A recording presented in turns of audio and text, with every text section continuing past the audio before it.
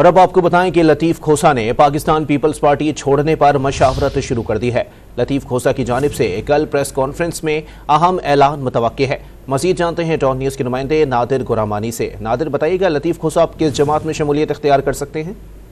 देखिए, इस हवाले से अभी लतीफ खोसा जो है वो जो रिश्तेदार हैं और करीबी जो दोस्त हैं उनसे मुशावरत उन्होंने शुरू कर दी है और उनके करीबी ज़राए ने हमें ये बताया है कि लतीफ खोसा ने पार्टी रहनुमा जो हैं उनसे भी मुशावरत की और जो करीबी रिश्तेदार और जो दोस्त हैं उनसे भी मुशावरत करने के बाद उनको अपने फैसले से आगाह किया है कि वो पाकिस्तान पीपल्स पार्टी छोड़ रहे हैं और तहरीक इंसाफ की तरफ जाने का उन्होंने हतमी फैसला कर लिया है।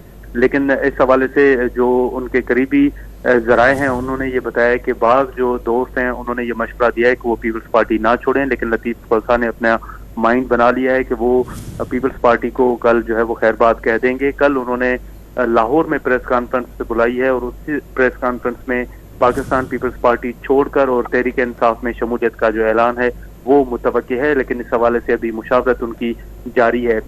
जिन करीबी जराए से हमारी बात हुई है उन्होंने इस बात की तस्दीक की है कि लतीफ खोसा ने पाकिस्तान पीपल्स पार्टी छोड़ने का हतमी फैसला कर लिया है।